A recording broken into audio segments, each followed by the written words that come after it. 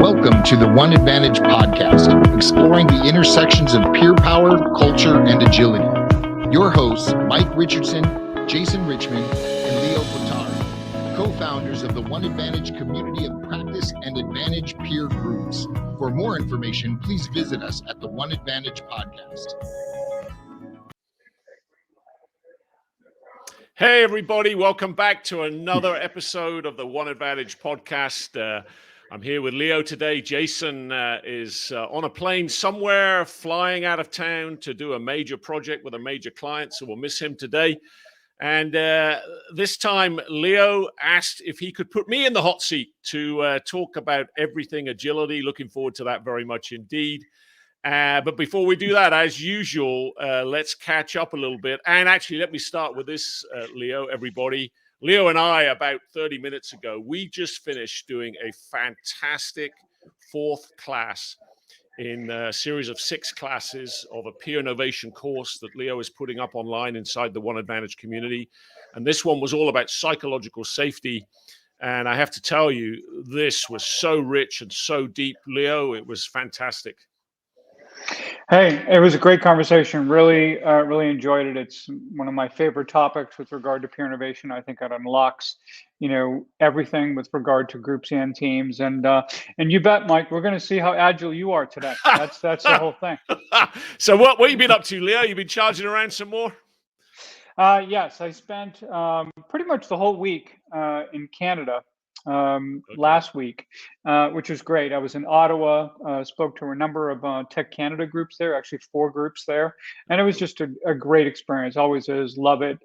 Now, at least being able to travel back to Canada, has been, great. I went to Montreal a few months ago, and at least getting back there, has been really good. And then earlier this week, I actually ran the first of a 6-week course that will help executive coaches become certified in delivering peer innovation. We had 10 people from 4 different countries.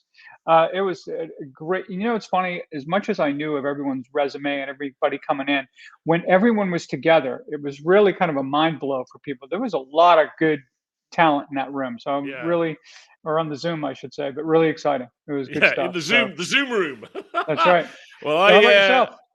Very good. I had a busy week. I got a number of clients right now, but 2 of which are construction companies. One does heavy construction stuff with heavy equipment. The other does kind of tenant improvement stuff. But in many ways, they're both in the same business. They're in the business of chaos, right? Construction has so many moving parts and so many line items. It is just chaos waiting to happen. And so we've been doing some training with both organizations separately about how do you be on top of that chaos? How do you live in the flow of organized chaos? How do you make sure that everything is operating so that you're performing well with quality, with safety? It's really at the heart of everything agility. I've had a blast with it, and working with a colleague that talks about personality profiles and how do you have the full spectrum of personalities on the team, and how do you get the most out of a team to be agile like that. And that really ties back to the psychological safety stuff that you were talking about this morning. So, okay. So it's my turn in the hot seat. What do you want to know, Leo? Hey, you know what? You've been at this for just about as long as I've known you. Obviously, in 2011, you wrote Wheelspin, right? The Agile Executives Manifesto. Yeah. And I know that over time, you've spoke to so many groups and talked to so many teams and even learned so much, I'm sure, since then, with all of the engagement and interaction you've had. And here you are working on your second book, right? The 5 Rules of Everyday Agile Leaders, Cracking the Agility Code. So I guess, what have you, it's a lot of time and a lot of work and a lot of engagement, a lot of folks. So what have you learned about cracking that code? Tell us what kind of has transpired for you, what that learning journey has been like for you over the past decade plus now since that first book. Yeah, thanks so much, Leo. Yeah, so actually, everybody, I've been at this 20 years now. And obviously, sort of 20 years before that in my corporate career. And I actually started my career as an engineer working on offshore oil and gas drilling rigs for Shell. I was a petroleum engineer. And while I didn't use the language back then, I realize now, of course, that looking back on that experience was where I first started to cut my teeth in understanding agility in what I came to call a real world agile leadership situation where, the consequences of it going wrong are hideous. And then, I spent 20 years in total in my corporate career, and ended up in the aerospace business and running small to medium-sized businesses inside of a larger corporate environment. So I was more of an entrepreneur than an entrepreneur. And, I had a lot of coaches, consultants, trainers come through my office, offering to help me with their products and services. And I just felt like, I'm just not sure they fully understand what it's like to sit in this seat and to fully fill the shoes and to fully fill the seat. Because if there's any sort of degree of void anywhere in fully filling the role of being a CEO, you start to get wheel spin, hence the name of the book. You start to lose traction. You start to be fragile, not agile. And your future starts to choose you rather than you choose your future. And so, 20 years ago, Leo, as I took the leap, and then fairly shortly thereafter, I first met you, and I'd become a tech chair, a Vistage chair of peer groups. And I also became a speaker and started traveling the country and the world, spreading the agility message. 20 years ago, when I first started doing that, agility was kind of the Wild West. It was very formative. It was very immature. The Agile Manifesto, which came out of Agile software development, had only just been published in 2001, which is what really got Agile on the map with many people. And but now it's sort of the exact opposite. Now everybody is in the agility game. Every major consulting house has an agility practice. They're pushing out books and cover articles on the Harvard Business Review magazine anytime they can. There are, evangelists, an army of evangelists marching around the planet promoting their version of agile software development, whatever their favorite, toolbox is. And even all the classical, coaching companies, training companies, consulting companies are trying to hitch their wagon to the agile train. And it's an exploding universe of agility inspiration, which I wouldn't be surprised for most readers is just a mind-boggling, confusing array of stuff. So the place I've ended up, Leo, back to your question, after 20 years, is really trying to cut through the hype and cut through that complexity and really go back to, I know one of the things that you talk about a lot as well, and Jason talks about, if we step up above agile, if we even step up above agility, really what we're talking about here is adaptability. And, Charles Darwin said 150 odd years ago, it's not the strongest who survive. It's not the most intelligent who survive. It's the most adaptable to change. And that's really what we're dealing with, Leo. But as we've talked about many times, that is way easier said than done. I mean, everyone, I think, no, right? Everyone wants to consider themselves. No one wants to say, oh yeah, I'm slow to change. I don't pay attention to what's going on in the environment. I do my thing. But they're focused on hitting their quarterly numbers, their quarterly, on these kinds of things. So how do you get into that space? Are we talking about a balance here? How do you see this in terms of that CEO seat and filling that role? Yeah, because you're exactly right. People will sort of say, "Hey, we just need to be more agile. Let's be more agile." And whether you use the word agile or agility or adaptability, obviously using the word adaptability is a little bit more of a mouthful. So people do tend to throw around the word agile. And of course, that whole space of agile and agility is full of misconceptions.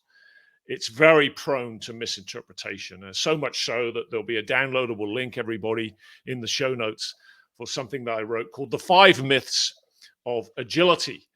And one of my favorites is, of course, that most people assume that startups and small to medium-sized companies are naturally agile. They're nimble, they're flexible, they can turn on a dime. Of course, that's the biggest myth of all. Startups and small to medium-sized companies are not naturally agile. They're naturally frenetic, hair on fire, seat of the pants.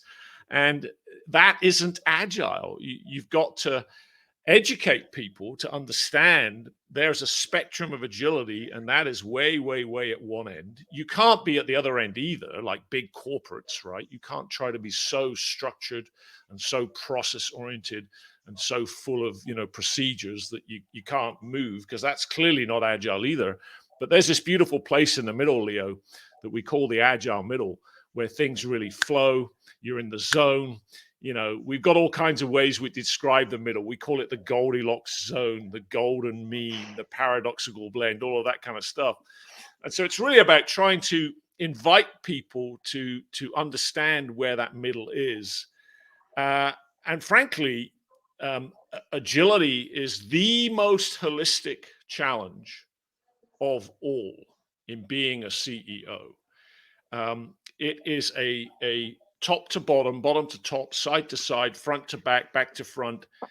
If you consider your business like a Rubik's cube of all these different parts that has to come together as a whole, there's no part of that puzzle that you do not have to tackle to address the whole challenge, the whole problem, the whole solution of being agile. And of course, in an accelerating world of disruptive change, where you are constantly having to evolve your business model to stay relevant, to stay profitable, to stay in a phase of growth and sustainment. And I started, as I said, Leo, I started my career as a petroleum engineer because I was trained at college as a geophysicist. That was naturally an introduction to that path. And there's a geology element of that, and of course you study rocks and all that kind of stuff. And one of the, you've got sedimentary rocks and igneous rocks, and then you've got this other kind of rock called a metamorphic rock. And that is actually produced from those other rocks by pressure and temperature. And I like to think of business these days as being metamorphic. You are constantly in a morph mode, having to turn your business model inside out, upside down, back to front, at the most meta, the biggest picture level of all. And so it's a massive challenge, Leo, that, yeah, you're absolutely right. Many people talk the talk, but very few, in my experience, can walk the walk of being fully agile. So let's say we've got a CEO who's got that agile mindset and who actually does that. Now, the next challenge I would imagine is, how do you inspire a culture of agility? And this may speak to what we talked about earlier today with psychological safety, right? Because unless you're willing to ask questions, challenge processes, and do the kinds of things that allow an organization to be metamorphic, as you talk about, right? So how does a leader inspire a culture to be able to do that so you can become a truly adaptive organization? Yeah, I love that idea. And let's start where we finished half an hour ago with perhaps one of the smallest sounding things that might have the biggest impact of all. So it's kind of in the DNA of this, the sort of atomic molecular level, psychological safety. I mean, that sounds like the smallest thing, right? And yet it is the biggest thing of all, because if you don't have that, you don't have anything. You don't have the ability to talk about tough stuff. You don't have the ability to come together as a team and pivot with nobody getting upset with anybody else. You don't have the ability to face down your fears and stay composed in the face of craziness. That's kind of where I like to bring people, Leo, is, when you think about the agility challenge, you got enterprise agility, you got business agility, you got organizational agility, you got team agility, you got leadership agility. And that's where the agility challenge starts to shift from the outer world, the outer journey of your business, to the inner world, the inner journey of what's going on inside of you. And that's where you start to get into, the mental agility inside of you, the emotional agility inside of you, and all the way down, I like to go, Leo, to the concept of composure. And I like to talk about the bottom line of agile composure. And how do you stay composed in the flow of craziness with staying cool, calm, collected, and confident that, look, no matter what, we will be okay, because the psychological safety sinews that pervade through everything that we do give us the kind of transparency and authenticity and humility to do what we need to do to pivot, and be okay in the future. So it's very connected to that whole class conversation that we were having earlier, Leo. So let me just say that if you, in your next book, give people advice about actually how to stay composed in the flow of crazy, you're guaranteed to sell millions of copies. There's no question about that in my mind, right? It's just definitely going to happen. Yeah. When I think about the way you talk about this work, though, and of course I know that in addition to writing books and doing all the research you do, I think the important work, as you would agree, because I certainly feel this way, and what I do is the time you spend in the field talking to real people and the real challenges and everything they're dealing with. So I'd love, and I'm sure our listeners would love to get a sense of, what have you learned over that last 10 years or so that maybe you wish you knew back 10 years ago, but certainly are things that you would like to talk about now in terms of some of the Yeah. big lessons that have come across there? Yeah. Thanks for that. In some ways, I think I'm a slow study, because boy, oh boy, oh boy, did it take me a while to arrive at some clarity, Leo, where I kind of got through a gate of clarity and it opened up a whole new world for me. And it took me, divergently, and it took me a while to sort of converge at that gate of clarity and sort of open it for myself and walk through.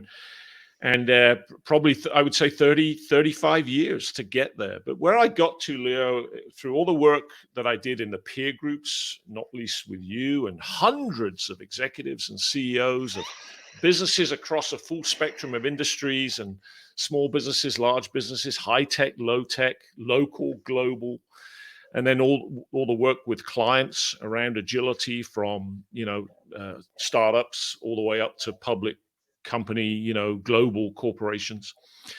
The one thing that I noticed with all of them, as I tried to distill, cut through the hype, cut through the clutter, cut through the complexity, and try to make it real for them, is I arrived at what I call C to C, conversation flow to cash flow. And one of my favorite things to say, of course, is, look, we used to say cash flow is king.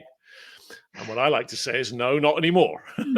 Back in the 80s, back in the 90s, when life was slower moving, maybe, but not anymore. What I like to say is conversation flow is king. Cash flow is just a way of keeping score. So C to C, conversation flow to cash flow. In other words, where your conversation flow goes, whatever the trajectory is of your conversation flow, the trajectory of your cash flow will follow. Now, I have to unpack that a bit, Leo, because sometimes people will challenge me and say, whoa, what do you mean conversation flow? You mean we just sit around and talk? Of course not. My definition of conversation flow is the unfolding flow of how you link and accumulate individual thoughts, questions, decisions, and actions. You see, for an agile mindset person, agility is a contact sport. And the only thing that brings reality into the conversation is when you contact reality as a contact sport with a real action. You really do something rather than just talk about it, rather than just put a PowerPoint together about it. You put a real product, a real service in front of real people. You take it out for a spin as a prototype, and you get their real feedback. They really used it. You get their real feedback, and then you iterate from there. So agile conversation flow to agile cash flow is where I arrived. And boy, oh boy, Leo, do I wish in all of my career as an executive and as a CEO, and then facilitating CEOs and executives and all my peer groups, boy, do I wish I'd arrived at that clarity 30 years ago. It would have changed my life, frankly. That's powerful. And this is why, as you know, we're constantly discovering all of the synergies with regard to culture, peer-to-peer power and agility, right? I mean, you have to have the ability to have intentional conversations about the things that matter, to give clarity to people about what the situation on the outside, what's the situation on the inside, and how do we respond in a way that fulfills the purpose of the organization and why Yeah, we exist. And we're going to do things differently tomorrow than we are today, and it has to be yeah, that recognition of that, and instilling that in people, I think is most certainly a challenge, but also again, it's something we want to be. Who wants to self-identify as the person who's like, yeah, I just do things the way I always do them, and that's the way it goes. And if it works, I'm just going to hang on to the bumper of the car as long as I can until yeah, my fingers just uh, can't hold it anymore. Speaking of your, automobile yeah, metaphors, right? yeah, So you talk exactly. about quality, quantity, quality, and cadence. Tell us a Yeah, little bit yeah, about that. yeah. So when we talk about conversation flow to cash flow, agile conversation flow to agile cash Yep. flow, and we understand what conversation flow is: thoughts, questions, decisions, and actions, which opens that door to the agile mindset. Then where I go to is, okay, how do you know if you've got good conversation flow or bad conversation flow? And what I introduce people to is the way to assess your conversation flow is QQC: quantity, quality, and cadence. Now, if you go down the hallway and you ask your CFO, Mr. CFO or Mrs. CFO, what do you want of our cash flow?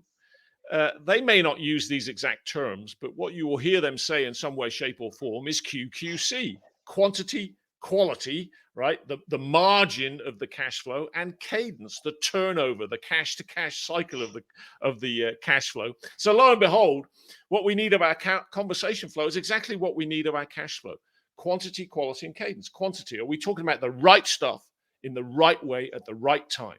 Are we doing enough proactive conversation, preemptive conversation, scenario thinking conversation, radar scanning conversation? Are we doing enough of that? Or are we just myopic, looking at the here and now? Are we talking about it in the right way with the right quality, bringing all that spectrum of personality types into the equation? And we're not talking about it too loosely and under planning. We're not talking about it too tightly and over planning. We're in that middle zone that we talked about earlier, finding the agile middle.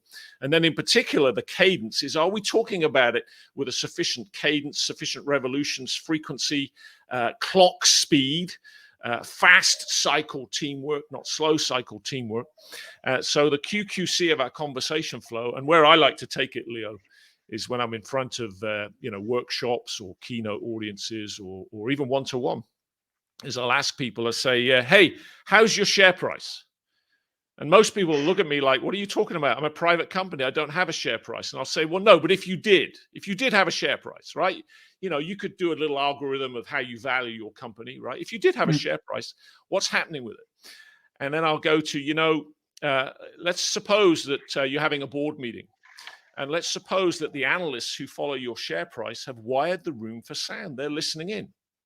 And they make buy, hold, and sell recommendations of your share, of your stock.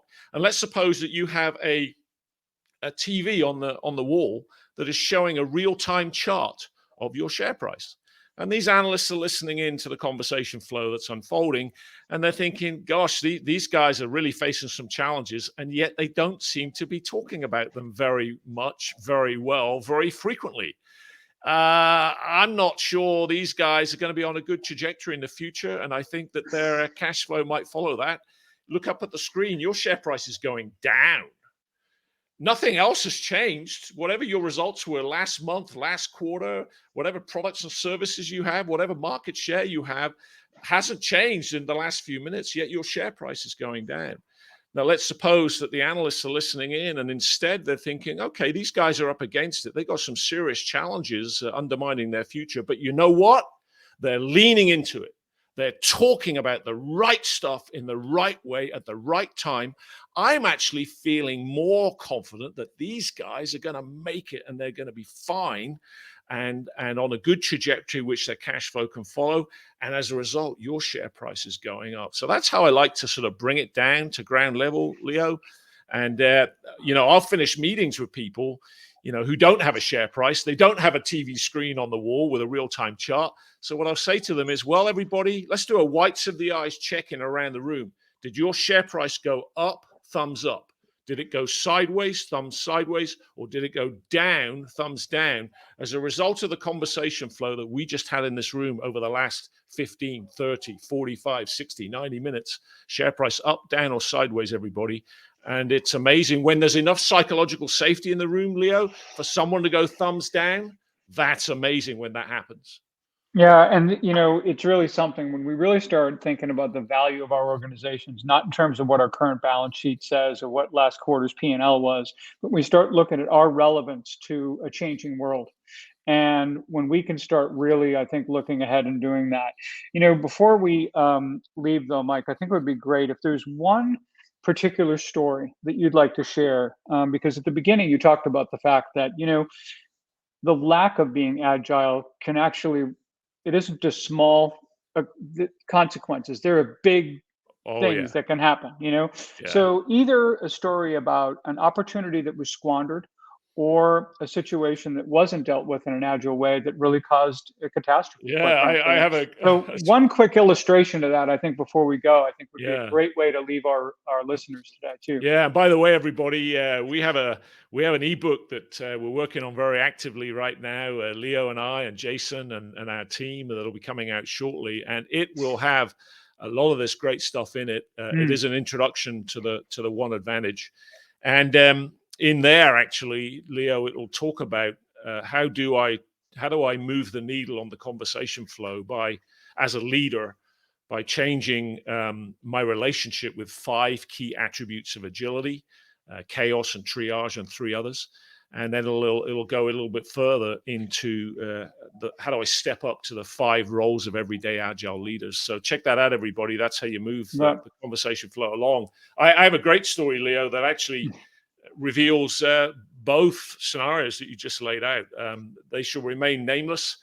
But a technology company that I worked with for 3 years, and they're in sort of high tech software and hardware solutions. And I bumped into the CEO, wonderful CEO, when I was speaking in a Vistage group. And they engaged me, and they had a global team in the UK, in the USA, in parts of Australia, in parts of Asia Pacific.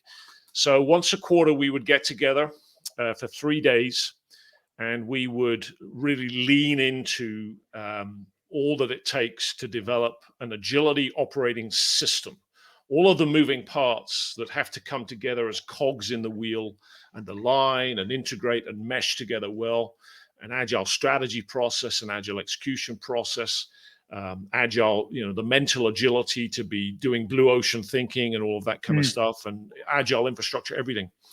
And one of the things that I asked them to do, they're a private company, that got them as close as you can often get as a private company to a share price, is I asked them to put together 12-month moving average graphs of their revenue and margins, and even down to as close as they were comfortable getting and sharing net profit. And lo and behold, we saw a fantastic uptick in all of those 12-month moving charts.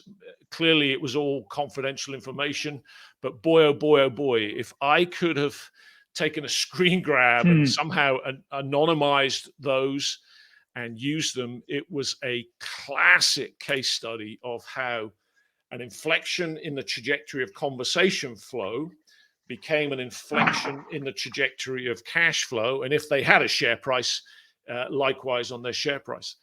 And then unfortunately, for reasons I won't go into, one thing led to another, and there was a split between the owner, who was not part of our process, and the CEO.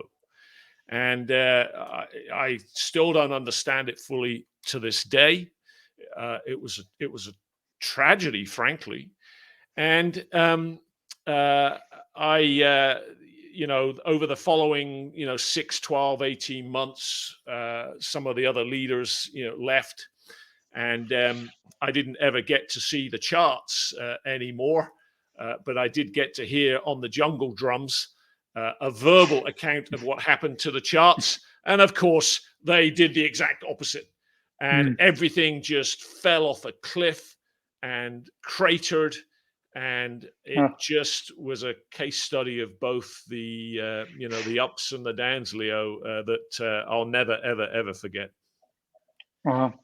Well, thanks for sharing that, Mike. And I'll tell you what, this whole conversation about agility and adaptability and how important it is to all of our company's future, and of course the way that we can build synergies together around culture and the power of peers, I think is rather extraordinary. But so as we get ready to close out the show, take us home.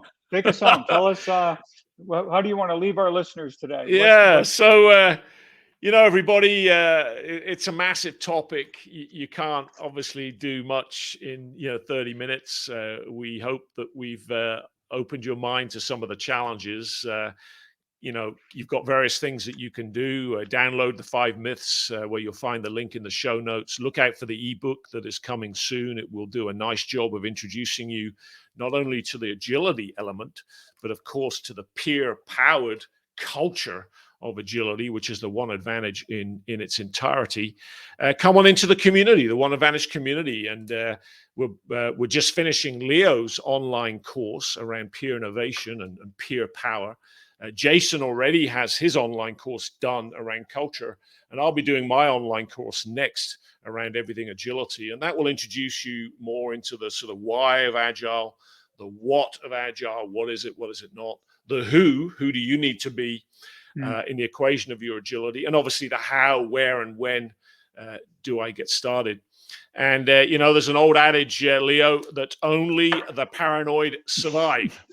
And clearly, if you were overly paranoid, you'd be in a sort of analysis paralysis mode, which clearly would not help you to survive. So Jim Collins made popular a modification of that idea of being productively paranoid. And that's what I want to leave our listeners with, Leo. It's all about being productively paranoid and having having the mindsets, the skill sets, the tool sets, the frameworks to lean into that and be choosing your future, not let your future choosing you. Thanks for your interest today, Leo. What do you want to say to our listeners as we sign out here? Well, just to close us out, obviously, we're always grateful for our productively paranoid listeners out there who join us each and every week. No, of course, this will not be the only time we will ever discuss agility. So there'll be many, many more occasions where we're going to take the deep dive into this. So, Mike, thank you so much for everything you contributed today. And we'll see everyone next week. Thanks for listening to the One Advantage podcast. If you liked this episode, please consider helping us by rating us wherever you listen, spreading the word, having us as a guest on your podcast or webinar, and mentioning us in social media. Find us at the One Advantage podcast, where you can get more information about us and this episode. Thanks again for listening, and we look forward to more great episodes to come.